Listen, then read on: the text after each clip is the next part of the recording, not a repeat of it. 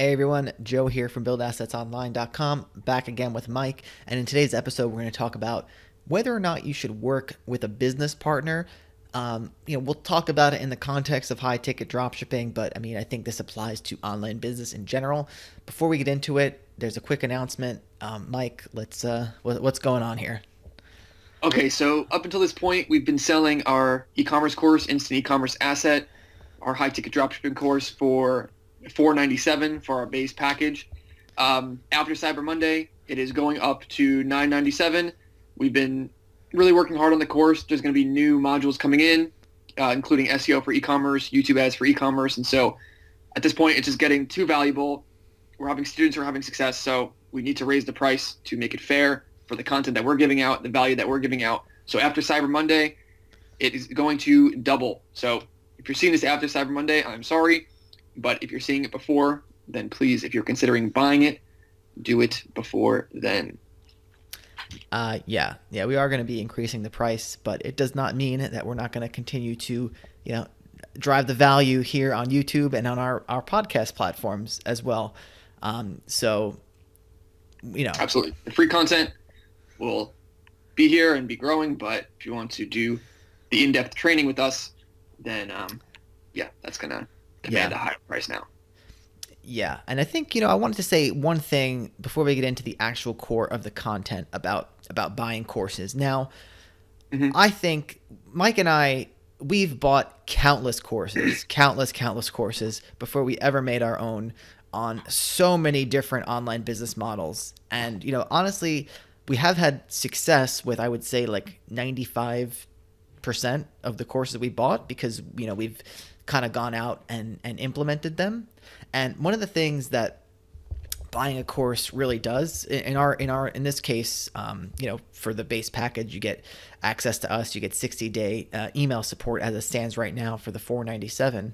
But one of the things that buying a course kind of does is it really puts you in the position of forcing you to take action. And there was a study from the Harvard Business School, and I'm going to be honest, guys, I've never actually seen this study. I've heard people talk about it, so it may or may not exist, but I believe in what it says.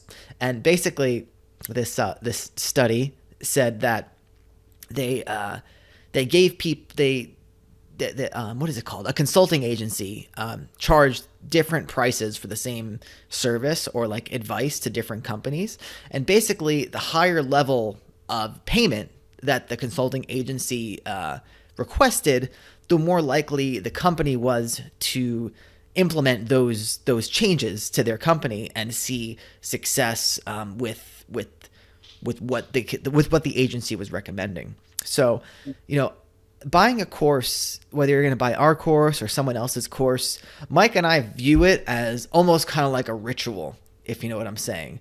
Like when we get a course, if we're like, and I guess we don't really do this anymore right now because we're running so many different businesses. But in the past, when we were to get a course, it was like, all right, we're buying this. It's time. We're doing it. Let's go. All hands on deck, 300%. We're going to just follow this as closely as possible, ask any questions if we need them and just hit the ground running. And I think, I just wanted to kind of say that because as two people who have bought a lot of courses and continue to buy them, I wanted to be kind of like give some insight into how we approach it. Yeah, absolutely. I mean, between we just made a video about hiring agencies, and just through agencies that we paid to learn from, that's probably been over $10,000.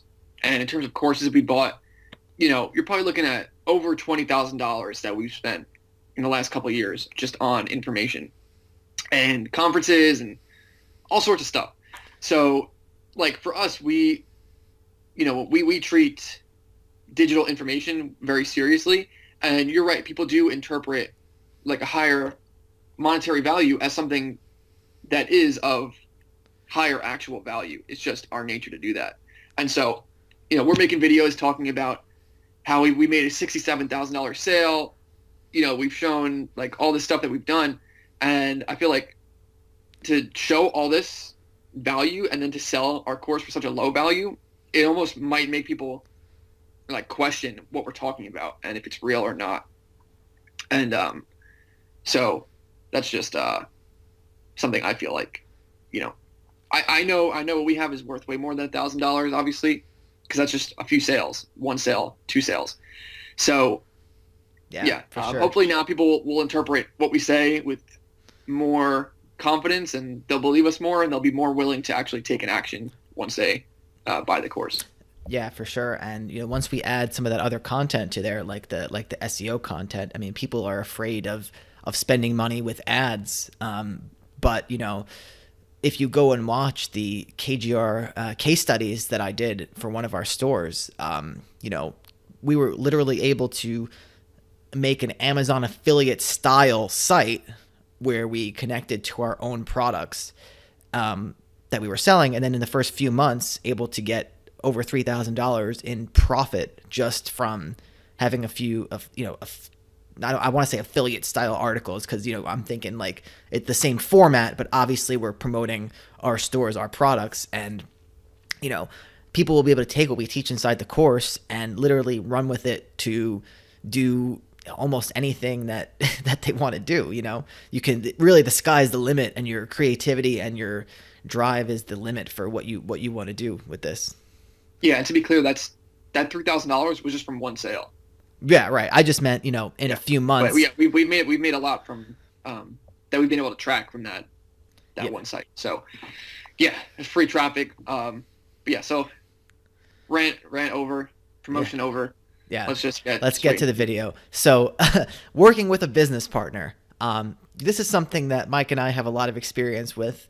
Cause we've done it both ways. When we got started online, when I got started online, I got started first back in like 2014 doing retail arbitrage. Mike got started after that. We're not going to go into the whole story on this episode, but it was at some point that we decided to join forces and kind of focus all of our effort into joint businesses that we were doing together. And for a lot of people, I think having a business partnership could be a dangerous thing. And I know some people personally, perhaps some family members, where you have a business partnership and it doesn't always go well because there's differences in opinion, and just how each one would run and operate a business. And the point of this episode is really to kind of get into what you need to know before getting into a business partnership to make it successful.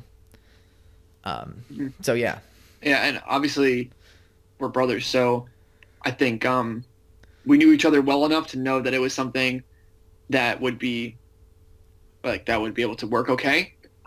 But I think a lot of times people, will kind of just make partnerships like they'll shake hands and say, okay, like we're going to do this.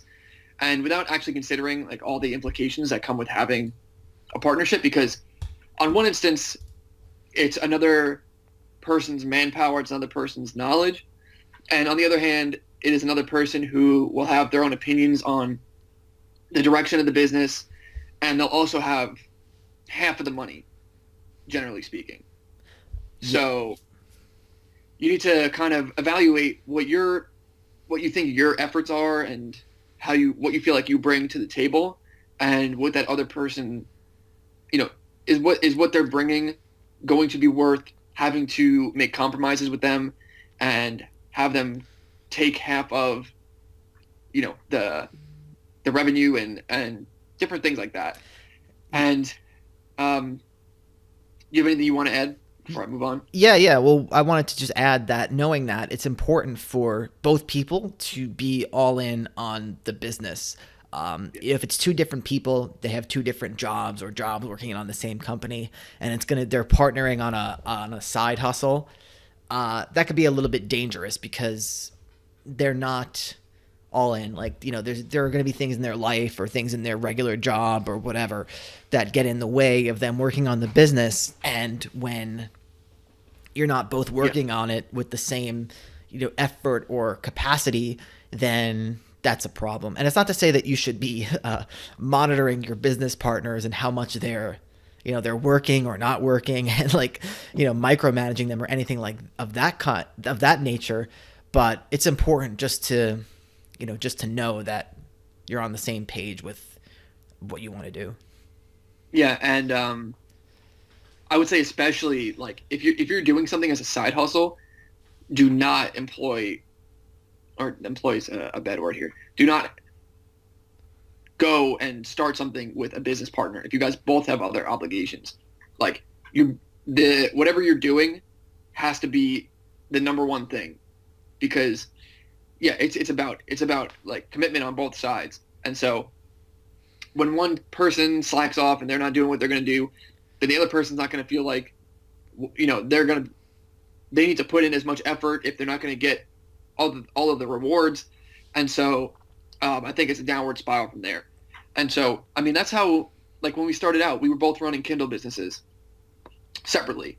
And I guess our idea of it was we can both kind of be in separate hubs and seeing what works and what didn't work, and we can share that information and sort of help each other grow. And that was certainly true for that time. But also at that time, I was at a job. You had other businesses besides Kindle that I was not a part of, and so once that the thing with Kindle happened and we had to really decide to go full time on something, that's when we really had to just start joining forces. But going back to how, like I was saying, we were working on the same things, but we were in our own separate kind of hubs. I don't think that's a good idea to do for a partnership because having two people work on the same tasks is like the worst thing you can do. So what would be way better is if one person does one thing and the other person does something completely separate. And then that way they each have their own set of responsibilities and they can each bring their own sort of food to the table. And then, you both benefit based off of the new knowledge that's being learned. Yeah, for sure. And yeah, you have to be. There's a few things about that I think are important to add to as well. Is that you have to be willing to and have to be exchanging information. So in your scenario, which is what we'd recommend, is that if you have a business partner, you should be each working on different aspects of the business. So for example, in the case of high ticket dropshipping, maybe one person could be working on supplier acquisition, one person could be doing another, they could be in charge of something else, like doing the ads or in charge of, managing orders or something like that. Everything has to be kind of separate so that each person can develop a system and methodology to go around it that you can eventually outsource. But you have to always be sharing as much information as possible because sometimes there could be key pieces of information that can, cause good things or bad things to happen in the business that the other person should be privy to. So it's important to do that for productivity purposes, to have different sets of responsibilities, but it's also important to share. Another thing you want to consider, and this is a good reason why it ties back to what we said before about both people having to be all in on the business, is that not every task you're going to do is going to contribute to growth or sales. And that's a bit of one of the conundrums of having a business partner, is that either party might be doing a task, and that task might either fail because you're testing something new, or it might not contribute to something. It might be neutral, or worst case scenario, it could even be a loss. So it's important that you're on the same page with absorbing all that and having a clear vision of what the future of the business is going to look like. Yeah. And to kind of give them some context there, and we've explained this before, but like a couple of years ago, we made the decision that Joe would go and work on SEO, and he would figure out all of SEO, no matter what it took, essentially, and I would stay and I would grow the stores. So, for a while, like learning the whole SEO thing and getting that off the ground was definitely a loss for us, and it took a lot of time away from our dropshipping business. And it's only, now, like 3 years later, 2 years later, it's finally coming full circle, and all of our sites are picking up, and we're able to sort of integrate SEO with dropshipping. And so that knowledge, that research and development, if you will, was worth it, because now we've developed all these tactics that we could have never done by ourselves. But it took a lot of failure and effort to go out and do that. Because if Joe or I was, if we were by ourselves and we went and tried to do like the SEO thing, it would be a failure. You could have never continued on the way that he did, because we had the dropshipping money, continually coming in, because we'd already figured that out. And so, to have someone spending full time on SEO and have it not bring in money for like a year or two, no other person would do that. And that's why we don't recommend starting out with it, because there's such a high failure rate that if you're not experienced enough in online business to even believe that it's going to work, if you don't have the motivation to even go through and persist through failure for 2 years, then SEO is probably like not your best bet. I think failure is actually I think failure is a bit of the wrong word choice. I think that's just the nature of how SEO works, is that because if you're starting a business that's based on SEO, be ready for a year before you get any feedback. And failure could be a harsh word, but there is the feedback difference of SEO, but there was also definitely some things that were not done properly. No, of course. And I didn't mean to say that in a way that like, oh, I didn't have failures, and I still don't have failures to this day learning SEO. I just wanted to kind of clarify that that's the nature of the SEO business model, is that if you're first starting out, even if you do everything correctly, you're going to have to wait. You're going to have to wait, and you're going to have to wait some more until you kind of get your feet wet enough to where you could say, all right, I'm going to scale it now. And even if you do everything right, which you won't your first time around, you're going to experience that. So I just wanted to clarify that. It was and failure with anything is fine, but like with SEO, it's not just the fact of there being failure, it's that there's failure without monetary reward and without even knowing that you failed. So, like for high ticket dropshipping, we have some students who, like I'll go in and I'll look at their ads and like they're not doing stuff right, but they're still making sales and it's still profitable. Right. So, like on the one hand, you can say, okay, like they failed at teaching what was actually at implementing what was actually in the course, but they did it like 60% right, 70% right, but that's like an F to C minus level of implementation, but it still worked. Yeah, and like SEO, to do things 60% right, I'd say depending on the 60% that you do correctly, it can mean basically like another year of turmoil. Like John Dykstra says, SEO is a zero-sum game. You either have the rankings and you have the traffic, or you have nothing. So that said, what was I going to say? Oh, I just lost my train of thought. I don't know, but with Google Ads, I was going to say you can determine what you pay to get traffic. So like the traffic problem, there is no traffic problem. Right. And not only that, you're doing things at 60, 70, you get a C minus on your ads test. All it takes is someone to go in and make a tweak, and all of a sudden you've got an A+. Yeah. Whereas if you do that with an SEO site, you're still waiting. You're still waiting to see if what they did worked. On top of it being like hours and hours of, if you did something wrong and it impacted like all of your pages, and you have 100 articles, then you're in for like a rough night. Rough couple nights. Could be a rough month.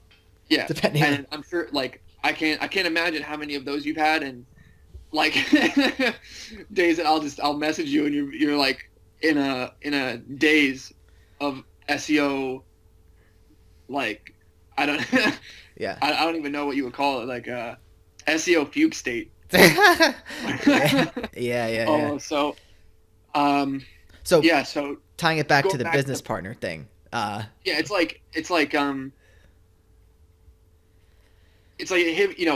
off into a far land trying to get this knowledge, but meanwhile you're leaving like your home unattended.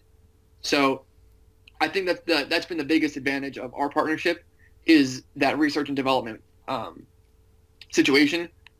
Yeah. And I think that's really the best way to do it is to actually use someone for staying at home and keeping what's working, and then having someone go out and blaze a trail for what can be new. Because if you can discover something new in your business and a tactic that really no one else is doing yet, then that could be like that could be huge. Like if it took take 2 years to figure out that one thing, it could pay for itself so quickly. Yeah, yeah, definitely. So let's talk about some of the more interpersonal aspects of having a business partner, and like let's say like dealing with disagreements. Are there any tips or something that you, you think we can offer up to how to manage and deal with disagreements? What I would say is I think that you really have to be like personally neutral from it. I think it's important that if you're not agreeing on something, you should be letting like the data make the final determination, or at least some sort of data make the final determination. And if there really is no data to go by, then I mean then it could be up in the air. But I think the important thing is like don't get too personally invested in like your own ideas or concept of what works and what doesn't work. Just kind of let whatever metrics you have, do the talking. And also, I would say be cautious, or not cautious, but like let the other, if you're kind of giving insight into what someone else is handling in the business, um, take into consideration that they're still the one handling it, and they still have the kind of the authority to do so. For example, like I wouldn't go in and say, "Hey, Mike, I want you to change up the AdWords campaigns this way." But if I saw something interesting that could be worth it, I'd send it to you. But I wouldn't say like, "Oh, we got to do this." Yeah, absolutely. And I think that goes back to the reason why things need to be separated, because if you each have your own responsibilities, then you know what you're the prime decision maker for. So, and you also have a better idea of that thing as well. So it's like you don't have to encounter a lot of the issues of working on the same thing and then having to kind of go back and forth as to who's right. It's like we each know who has the final say for what particular area. Yeah, yeah, definitely. And So, so what happens if your other business partner messes something up? Like how should you treat that? Like what's the best thing to do? I mean, again, I think it comes down to how well you know them, and that's gonna have a big, sort of um, factor in it, because it's like if you don't know them that well, and it's not a partnership based on like if there was not like that trust in the beginning, then I think people are more liable to take it personally or like see it to like view the person in a different way if they really screw up. Yeah. And if you're not on the same page that everyone is like doing their best possible job, then you may also see it like they didn't work hard enough, they didn't contribute enough, and so like you're more likely to see it as a negative on them. But I think in our case, like I don't even really know anything that would relate to. Well, what I was gonna say was, I mean, I'm sure we both have Mm. made mistakes or whatever, but what I was gonna say is, it's important to, if you're gonna make a mistake, don't like try and hide it or something from the other person, Yeah. because not only is that a bad thing to do, but like we said before, every mistake you make is an opportunity for you to learn from. And so it comes back to the sharing knowledge portion, where like if you make a mistake and you tell the other person, they could have some insight into why you made the mistake or how you can prevent it in the future. And as long as you're not taking those things too personally, I mean, it should result in a positive outcome. Yeah, as long as they don't lose all the money in your business or something like and it's like then you're just gonna be able to keep learning from that, and Yeah. hopefully the plus of a business partnership is that two people can fail at the same time, or inversely, like like if two people like you have by failing you're learning essentially. So if you have people in different areas and they're failing, then they're kind of stumbling through and getting more expertise. But on the same note, a lot of times, in terms of like motivation, even if someone screws up and it's kind of like a demotivating thing and they don't know what to do, if you're the other person, then you kind of can bear the burden of keeping pushing things on in order to kind of get over that hump and keep moving forward. Like it's a lot of like exchange of motivation going on. And sometimes I'm not motivated for for a little bit, and then Joe will not be motivated for a little bit, and so it's like if you're by yourself, you can let that lack of motivation kind of sink you. But if you know that there's another person that's depending on you, then it's like you got to get over it. Yeah, definitely. Yeah, if you view it like the other person is, relying on you, that could definitely be a Yeah. big motivator. You just have to make sure both parties are willing to wanting to pull their weight, if you get Yeah. what I'm saying. Yeah. So it's like it could totally be, if I was by myself, like I after a certain amount of like money that I was making, like I would just not care anymore, and I would probably just like screw off for months and Yeah, go to Asia and like do whatever, yeah, And so that would hurt my business in the long term. So yeah, having a partnership curtails me from like going and doing that. yeah. And as a matter of fact, the way we got started before, well, actually, when we had our first dropshipping store, we weren't actually official partners yet, because you did exactly that. Is you went off to Asia for like 2-3 months, and yeah, Yeah.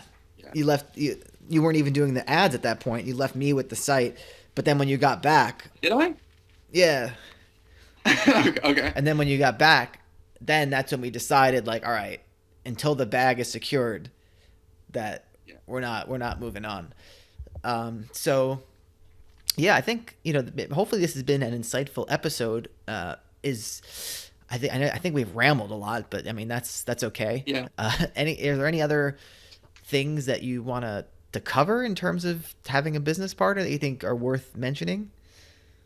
No, and we definitely did ramble a lot just based on because so much of it is like based on our personal experience. It's like, what else do we have to talk about? But even James Schramko, who we talk about sometimes, he does not recommend having a business partner by any means. So I think it is something to definitely be careful about, and you just need to know 100% that the other person is going to contribute on their end, and that you will contribute to it for the length of that partnership. Yeah, that's the main thing. And I would say that if you're going to get into a business partnership, it's probably not a bad idea if you're just starting out and you're going to start out with someone completely new to whatever you're doing. Probably don't do it unless you know them really well and you're in a similar situation as we were. But if you have a subset of knowledge, like say you're really good at SEO, it might be worth partnering with someone that has a different set of knowledge so that you can combine those two things, at least on a project basis, so that you and you each have the set responsibilities. I think that could be a very positive thing. So that's definitely something to consider. I think it's all about, the main takeaway is that aside from all the intangible things like motivation and trust and stuff like that, the skill sets are really what makes the partnership prosper, I think. Mm-hmm. So Agreed. all right. Yeah. So with that, guys, don't forget to check out the free course, as always, buildassetsonline.com/playbook. And don't forget, the price of our e-commerce course is going up after Cyber Monday, right? Not Black. When's it going up? Cyber Monday. Cyber Monday. So, yeah, and that's about it. And we'll see you in the next episode. Take it easy.